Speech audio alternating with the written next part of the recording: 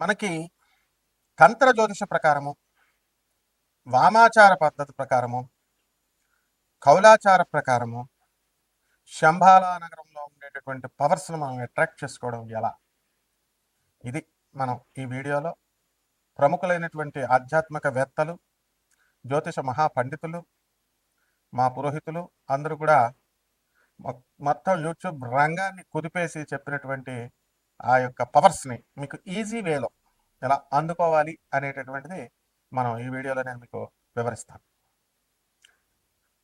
సాధారణంగా మనం కృష్ణనామ స్మరణతో మనం పూజ చేస్తాం.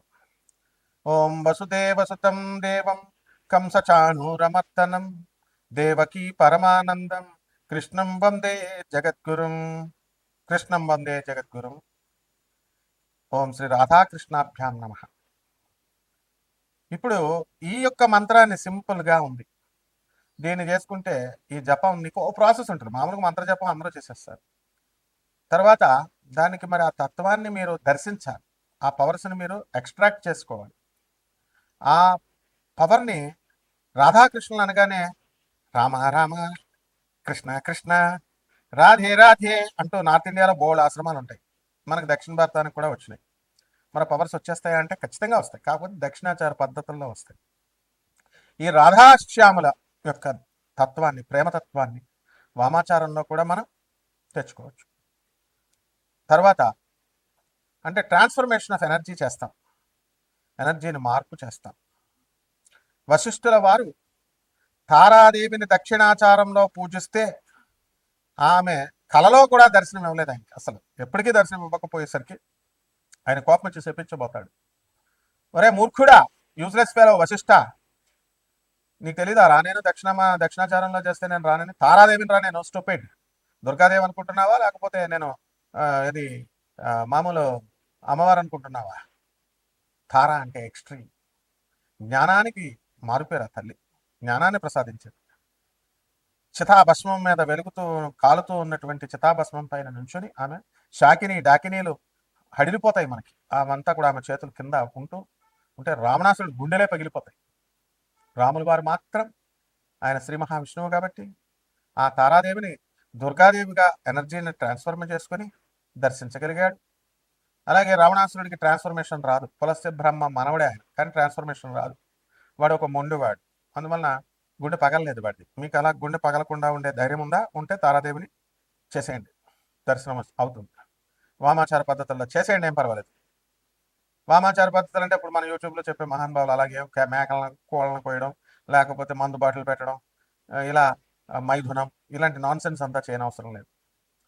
మరి ఏమిట్రా అంటే అద్దెకే గురువు కావాలి, కాపాలిక సాధన చేయండి. శివుడికి చేస్తే కపాల సాధన చేస్తాడు, త్రిశూలాన్ని ధరిస్తాడు. కౌశికి డ్యాన్స్ అంటే ఏంటనో తెలియదు వీళ్ళకి. కౌశికి డ్యాన్స్ చేస్తే క్యాన్సరే రాదు, అది ఆనంద మార్గం మాత్రమే చెప్పగలిగింది. గురుదేవులైనటువంటి ప్రభాత్ రంజన్ సర్కార్ ఆనందమూర్తుల వారు తాండవ నృత్యాన్ని చేశారు. తర్వాత కౌశికి డ్యాన్స్ ఆడవాళ్ళ క్యాన్సర్ రాకుండా చేశారు. సుప్రీంకోర్టులో మరి ఈ యొక్క వీధుల్లోకి వెళ్ళి ప్రొసెషన్, అంటే ఈ యొక్క ఇప్పుడు మనకు పూరి జగన్నాథ స్వామి ప్రొసెషన్ జరుగుతుంది, ఊరేగింపు. అలా ఊరేగింపు చేస్తే సుప్రీంకోర్టులో ఆయన సాక్షాత్తు పరమేశ్వరుడే మరి కృష్ణుడిగా ఆవిర్భవించి ఆ శ్రీకృష్ణుడే మళ్ళీ ఆనందమూర్తిగా వచ్చారు. ఈ రోజున కాపాలికలంతా కూడా ఆయనకి దండం పెడతారు. Is a railway officer. కాపాలికుడు అంటే ఏదో మెళ్ళ రుద్రాక్షలు వేసుకుని లేదా స్కల్స్ పట్టుకుని అన్నీ అవసరం లేదు.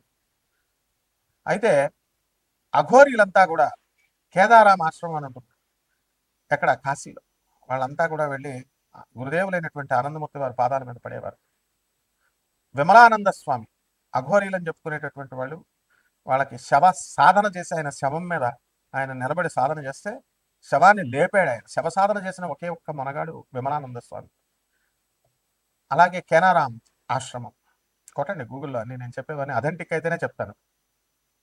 అలాగే మనకి వశిష్ఠుల వారు దాన్ని దక్షిణాచార పద్ధతుల్లోకి మార్చుకొని ఆ తర్వాత తారాదేవి దర్శనం వచ్చింది. ఇక సాక్షాత్తు మన సృష్టికర్త అయినటువంటి బ్రహ్మదేవుడే భువనేశ్వరి అమ్మవారు, దశమహావిద్యల్లో ఒకటైనటువంటి భువనేశ్వరి అమ్మవారి సాధన చేస్తే ఆయనకి కలలో కూడా దర్శనం కాలేదు. చూడండి, ఋషులు బ్రహ్మదేవుడికే దిగాడం లేదు, మరి ఎలా? అది మానవుడికి మాత్రమే సాధ్యం. అది ఎలా అంటే గురువు ఉండాలి. గురువు అంటే యూట్యూబ్లో ఉండే గురువులు కాదు నాయన. యూట్యూబ్లో మటన్ పెట్టాలా, చికెన్ పెట్టాలా, మందు బాటలు పెట్టాలా, మైదనం చేయాలా, ఇటువంటి నాన్ సెన్స్ బోధించేటటువంటి వాళ్ళు కాదు. సశాస్త్రీయం, సహేతుకం, సవైదికం, వైదికం, బ్రహ్మ విద్య పరంపర అది రావాలి. ఇక్కడ విద్యాతంత్రము అవిద్యాతంత్రం అని రెండు ఉంటాయి. విద్యాతంత్రాన్ని చేసినప్పుడు మాత్రమే ఇవన్నీ కూడా సాత్వికమైనటువంటి రూపాలలో మనం వాటిని ట్రాన్స్ఫార్మ్ చేసుకోగలుగుతాం. వశిష్ఠుల వారు వైదిక పద్ధతుల్లో విద్యా పద్ధతుల్లోకి దాన్ని మార్చుకొని దర్శనం పొందారు. బ్రహ్మదేవుడు విద్యాతంత్రంలోకి మార్చుకొని భువనేశ్వరి అమ్మవారి యొక్క దర్శనం చేసుకున్నాడు ఆయన.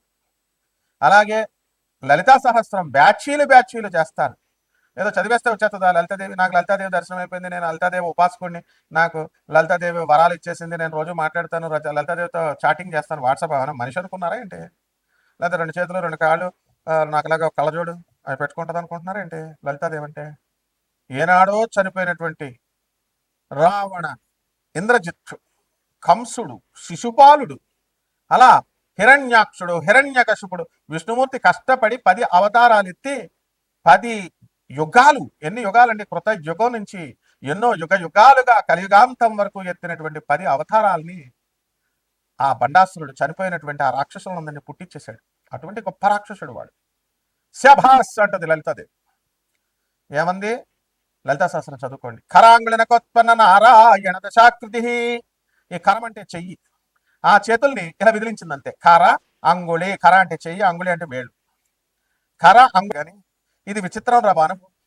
శిష్యుడు గురువును ఇది చేస్తున్నాడు, ఉద్ధరించాడు రా నాయన. కాబట్టి మరి నీ వల్ల నాకు దర్శనమైంది నాయన అని చెప్పి హయగ్రీవుడు అగస్త్య మహర్షిని మెచ్చుకుంటాడు. ఇలా ఉంటాయన్నమాట. అదే అగస్త్యుడు గాయత్రీదేవికి, అదే గాయత్రీదేవికి విశ్వామిత్రుడు, అదే అగస్త్యుడు తారాదేవికి, లలితాదేవికి ఇలా ఒకళ్ళొకళ్ళు కొన్ని సందర్భాల్లో శాపాలు పెట్టేసుకున్నారు. 10th క్లాస్ కూడా చదవకుండా వచ్చి డిబేట్ చేస్తారంటే తోలు తీసేస్తాను. మాకు తెల్లాకల మనోహర్ అన్న శిష్యుడు ఉన్నాడు, పాపం ఏదో పిచ్చోడు కౌంట్ అయినా. చూడండి నాది తెల్లాకల మనోహర్ అని వీడియోస్ వస్తాడు. శివుడు ఉన్నాడండి, రాముడి కృష్ణుడు లేడండి అంటాడు. వాళ్ళు రాజులేనండి, వాళ్ళు దేవుడు కాదంటే వాడు అమాయకుడు కాబట్టి వదిలేశాను.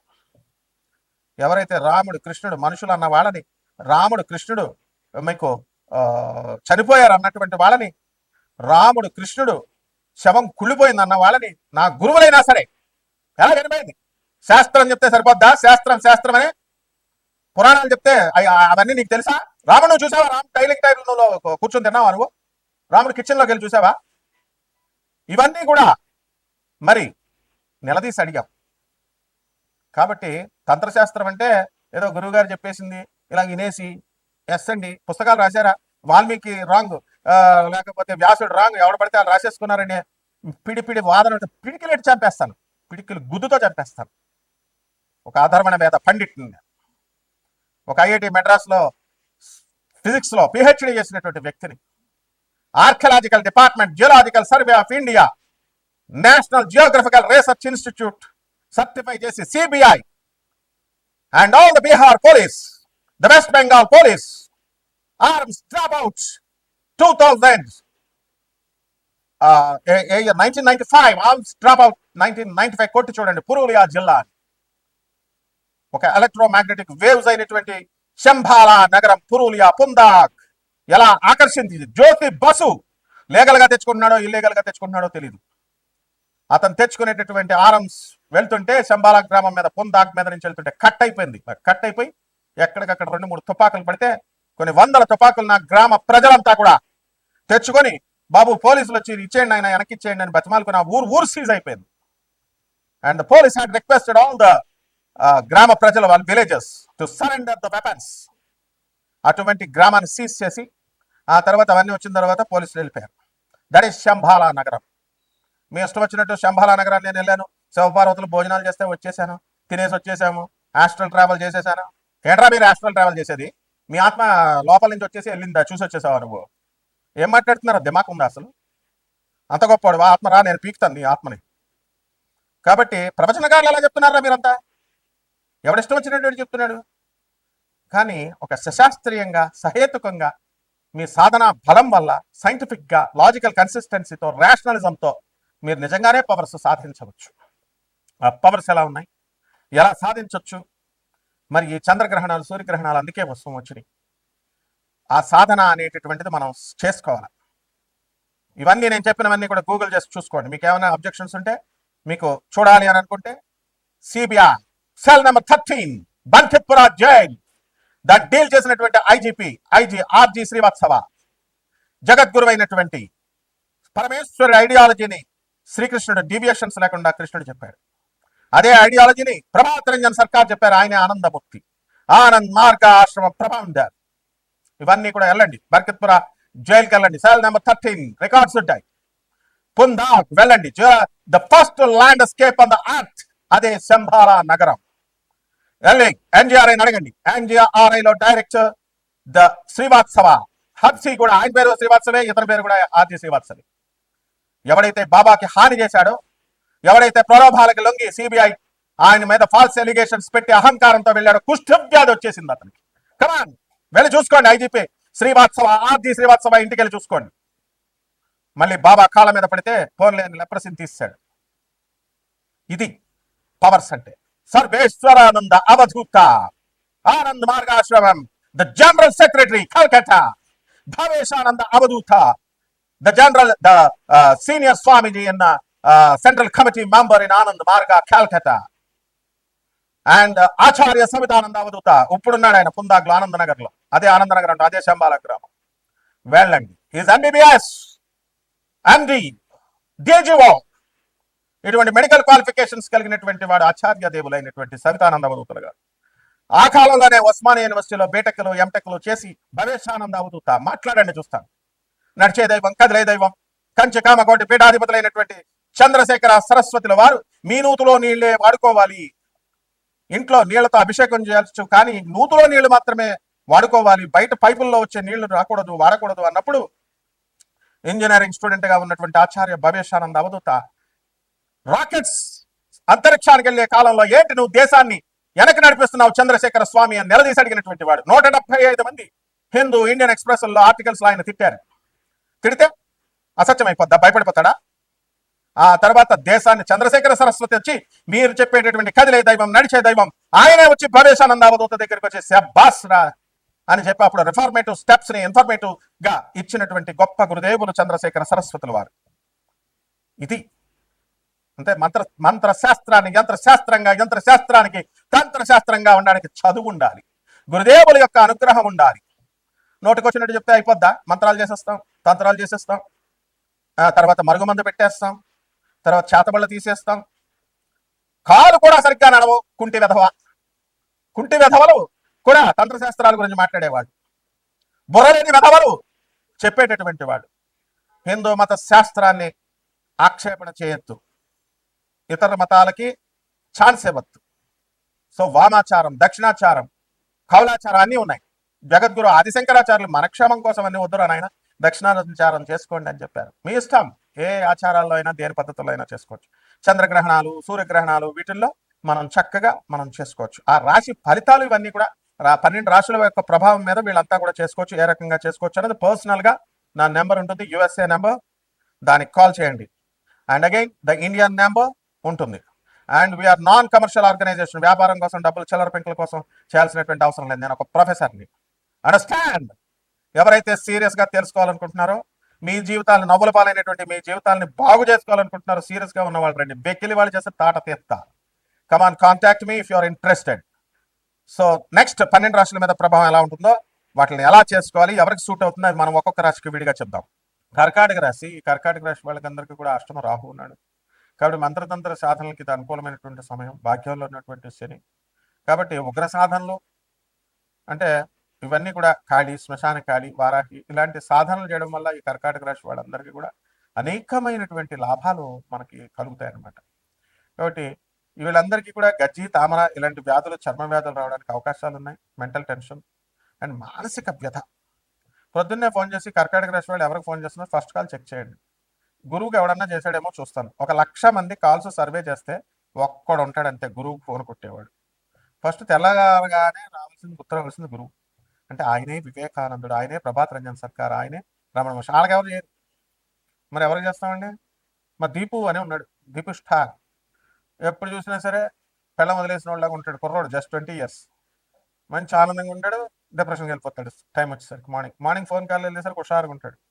అంటే ఎవరికైతే మీ లవర్స్ వాళ్ళకు కొట్టేస్తారనమాట ఫోన్స్, పెళ్ళాంకి, పిల్లలకి, వీళ్ళకి. ఇది కాదు నువ్వు కొట్టాల్సింది, సాధన దేవతగా చేయాలి.